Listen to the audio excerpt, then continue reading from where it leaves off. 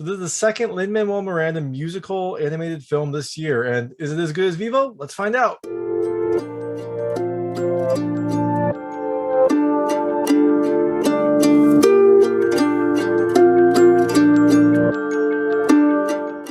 Hey everyone, this is David Stark from Watcher Pass, and I just got done seeing Encanto, which is a new Disney animated film that's coming to theaters on November 24th, 2021. It is set in Colombia and has a ton of great Latin flavor and also has songs by Lin-Manuel Miranda. So it's a pretty good overall package. So my hot take for anyone that just wants to know a quick review about the film, it is beautifully animated and has a great message, but it did feel like it was a little slow and the film kind of ended right when it got started. But that being said, it's a movie that you can take your kids to and enjoy. My kids loved it. They laughed out loud. But the film does have a few scary sections and it does have a few sad parts. So just be warned. I don't think it's anything that's too concerning, but my kids were a little bit scared during one of the sequences. And then there are some pretty sad moments in the movie, but it's it's a Disney animated film, so there's going to be some sad aspects as well. So I'm going to talk to you a little bit about the things I liked about the film and the things I didn't like about the film. So there will be some spoilers. I'll try to key in right when I talk about a major spoiler in the movie, so you can kind of watch until that point. But just be warned, there will be some spoilers about what happens in the film, just because some of the things I didn't like relate to things that happened in the film. And then after that, I'm going to talk about the ending, and as you would imagine, there will be spoilers in there. Things I liked about this movie, and I like this about pretty much every Disney animated film, the animation is spectacular. It is set in Colombia. It has a lot of really great South American colors and flavor to the movie. There are bright colors. It's set in Colombia, in the wilderness, so you have beautiful flowers, you've got bright colors from the wardrobe, and also just the various elements of the house are all painted in really bright, vibrant colors, and it just has an overall beautiful style. There are bright lights, there's some fireworks at points. At some part there is like colored dust that pops out, like colored pollen, that is just beautiful to look at, and it will really kind of let your imagination flow. The second thing I really loved is just the core message of this movie. The message is kind of be happy with who you are, be yourself, don't really try to judge yourself, and don't try to live up to other people's standards, live up to your own, which is a great message for kids to have. It's a great message for anyone to have, really. I mean, it's a good thing to remind yourself of, that sometimes even though things might look better for other people, it's not always that way. And sometimes being different is good, and it's always kind of good to be yourself. The third thing I really loved is the writing. This was a very well written film. There was some very sharp, clever writing. There were some funny jokes. There were a lot of there was some wordplay, and all the characters kind of interacting. There were a lot of characters in this film because you have the entire family, which is a very large family, and seeing their love, and then also just a little bit of tension that happens. It was really fun to see, and the writing really contributes to that, makes it easy to follow despite all the characters.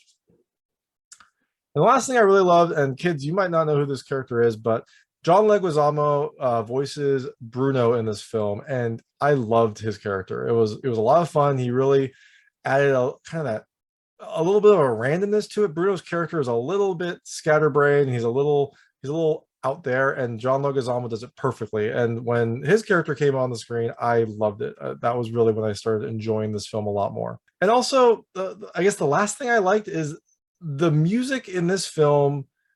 I didn't love all the songs, but I did love that the style felt very different. This felt like a very different Disney animated film. Disney animated films always have great soundtracks. My kids listen to the soundtracks all the time. I know all the songs. But these songs felt very different. They felt a little more modern. They had a little bit of different character than past Disney music, and it really did make this movie feel different from anything that came before it. And I like that Disney's kind of evolving their style and adapting to speak to kind of a younger audience. Things I didn't love, there's only a couple, but the first one is the music. And I know it's weird that I just said I loved the music. I love that Disney changed up the soundtrack, but the songs didn't really excite me as much as I expected. There were a few that I really liked, but I think there's like 6 or 7 songs, and some of them just didn't really stand out to me. I don't know if filler is the right word, but they didn't grab me like I usually am grabbed by some Disney animated songs. Now, that being said, sometimes I just need to listen to them over and over to really kind of get them stuck in my head, and I'm sure my kids are going to be doing that for the next few days. So maybe in 2 or 3 days I'll have a different opinion, but just right out of the theater after listening to the songs, there were a couple I really did love. The rest they didn't really stick with me. And the second thing I didn't really love is the pace. The film had a very slow pace at the start because there's a lot to establish. They had to establish this family, that what's going on. There were about 7 or 8 major family members that they had to kind of give background to, and the overall story of this family. So it took a while to get started. And then once it finally did get started, I liked it more. But when the film really felt like it was about to get really good, there was something major that happened, the film was essentially over. I looked at my watch. It was eight. No, I looked at my watch. It was about an hour and a half into the movie, and I looked at my watch. I was about an hour and a half into the movie, and the film ended in about 15 more minutes. So it felt like the movie really got going and then just ended abruptly, and it felt like it worked out a little too well. So I'm going to go into the ending now. As you imagine, there are going to be spoilers in the ending. So if you don't want to know what happens in the movie, turn it off now. Don't listen to this. But if you do want to know more about the film, let's keep going. So in the movie, so the Encanto, which is the kind of namesake of the film, is this house that the family lives in, and it's a magical house. It's almost like possessed, but it's like the house itself is a character, and things in the house can move to help out the family. Like tiles on the floor will move to move the family members along. Various windows will open to make sounds or to help out chores around the house. Things can happen to, like, tiles on counters can move to help move groceries in. Like, someone's unpacking groceries, they'll just put an apple on the counter, and then the tiles will move to, like, move the apple along. And so this magical house also has this other special ability that it bestows on members of the family a special gift, like a magic power, essentially, when they come of age. And everyone in the family has a magic power except for Mirabel. She's the first member of this family, and there's about 7 or 8 of them before her. So what happens when the family gets the magic power is when they become of age, they go up to this enchanted door, and they turn the door handle, and the door will transform into like a representation of the family member, and it shows them what their power is. And then in the room is like a special room for that family member that kind of emphasizes their power. So there were some very clever ones. One of the characters could cook food that would heal people. One of the characters could control the weather. One of the characters had really, really great hearing, which wasn't the best power, but hey, you know what? It's something. One of the characters could talk to animals. So there was all these really interesting powers. And then poor Mirabel, she's a little sad about this, but what also starts happening is, in this house, cracks start to form. And it seems like when the family is upset, cracks start to form. And so the family is concerned, and Mirabel especially is concerned. And so she seeks out her uncle Bruno, who his special power is he can see the future. So she goes into his room, into his special room. He has disappeared for a while. They haven't seen him in years. But she goes into his room to see if there's any information in there about what could be causing this. Inside, she sees the last prophecy that Uncle Bruno gave, and it showed the house kind of cracking and repairing itself, and Mirabel was in front. So we don't know what that means. All we know is that Mirabel is part of this, and the house looks like it could be cracking or it could be healing, depending on your perspective. So she's a little sad about that. Eventually, she finds Bruno. She finds a secret passage into the walls, and then we find out that Bruno has been living in the walls. He kind of left the family, but stayed in the house. But he didn't want to have the pressure of being kind of the fortune teller. So she eventually convinces Bruno to do another reading to try to see the future again. And when he sees the future, he sees that there are problems in the family, and the house could be very damaged, but Mirabel can save it. And that's all we really know. Like, Mirabel has the ability to save the house through love and understanding, but the house could also fall. So Mirabel takes this very seriously and tries to heal the house. And the main thing we see is she needs to make up with her sister, who her sister is kind of the perfect sister. She's, beautiful. She has the power to make flowers sprout. She's kind of always put together. She's always kind of the life of the party. And her and Mirabel don't really see eye to eye. So one of the things that Mirabel needs to do is to try to make up with her. So she goes in and has like a really heartfelt moment with her. They kind of they fight, they're sisters, but eventually she talks to her and finds out that her sister is unhappy. She's kind of doesn't like the pressure of always having to be perfect, which is very understandable, and so Mirabel convinces her to be herself, and so her sister starts to be more true to herself and less kind of trying to be that perfect person. And what we see when this happens is it becomes more messy, right? The house isn't perfect, but her sister is much happier.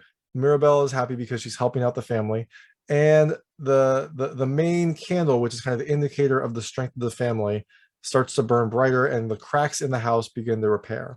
And so it seems like, okay, everything is going to be perfect, everything is going to get better.